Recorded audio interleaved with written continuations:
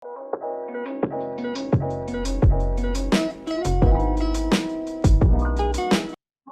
semuanya, jumpa lagi bersama saya Nisrina dalam podcast Bincang-Bincang Santai.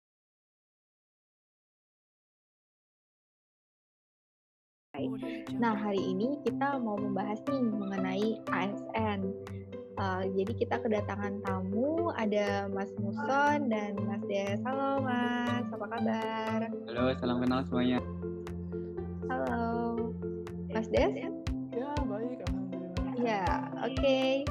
Jadi hari ini kita mau membahas nih mengenai ASN zaman now dan ASN yang udah basi nih, ASN zaman old. Nah, dari tema ini kira-kira menurut Mas Des sendiri gimana nih ASN zaman old dan zaman now sekarang?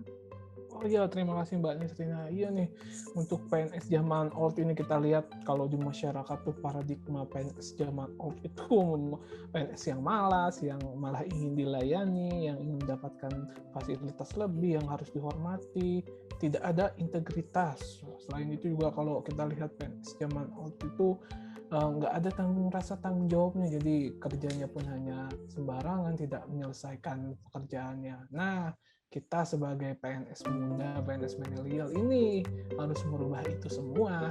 Jadi menuju PNS yang penuh integritas, yang melayani, dengan PNS yang tentunya bertanggung jawab, tulus, ikhlas bekerja untuk masyarakat. Kita harus bisa jadi merubah paradigma itu, Mbak.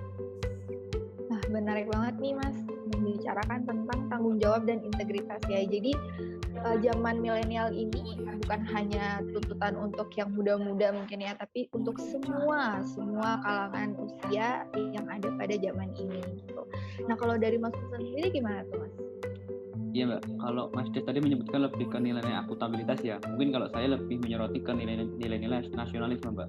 Karena apa? Karena tentu untuk aplikasi nilai-nilai nasionalisme tersebut untuk zaman old sama zaman sekarang ya, khusus buat anak-anak milenial itu tentu berbeda Mbak. Itu karena tuntutan zaman udah berbeda dan istilahnya banyak perubahan juga di tatanan masyarakat.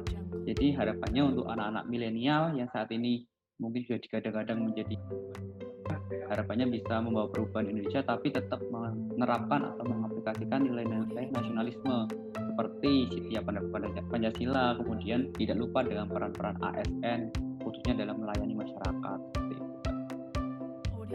Benar banget nih Mas. Jadi selain akuntabilitas tadi ya, kita juga harus memiliki rasa nasionalisme gitu ya.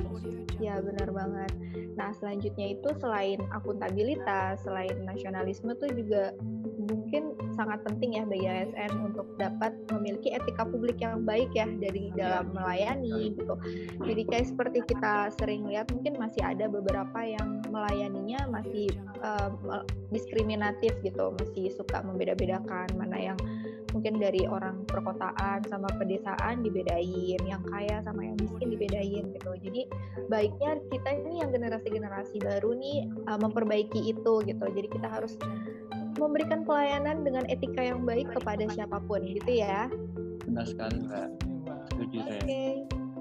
Kita udah punya 3 nilai nih yang harus dipegang oleh ASN. Nah selanjutnya mungkin kita bahas nih kasus-kasus yang tentang banyak sekali stigma tentang mutu dari ASN tuh yang buruk gitu katanya. Itu gimana tuh Mas Muson?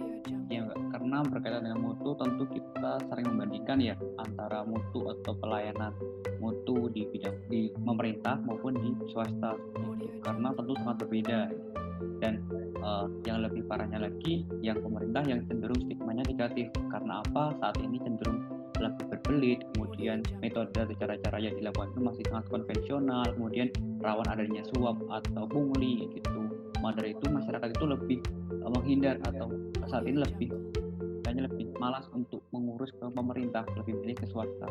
Nah dari itu harapannya teman-teman ASN milenial itu bagaimana caranya masyarakat tetap dengan mengutamakan mutu yang berkualitas dengan cara-cara adaptif dan inovatif dan yang efisien, jadi lebih baik lagi dari generasi sebelumnya Mbak. Ya benar banget nih. Jadi sebagai generasi sekarang ini kita harus lebih adaptif, mungkin lebih inovatif ya, memunculkan inovasi-inovasi yang baru gitu untuk mempermudah yang ribet-ribet yang dulu biar kita lebih kekinian gitu kali ya. Efisien juga, Mbak. Iya, benar-benar efisien dan efektif gitu ya.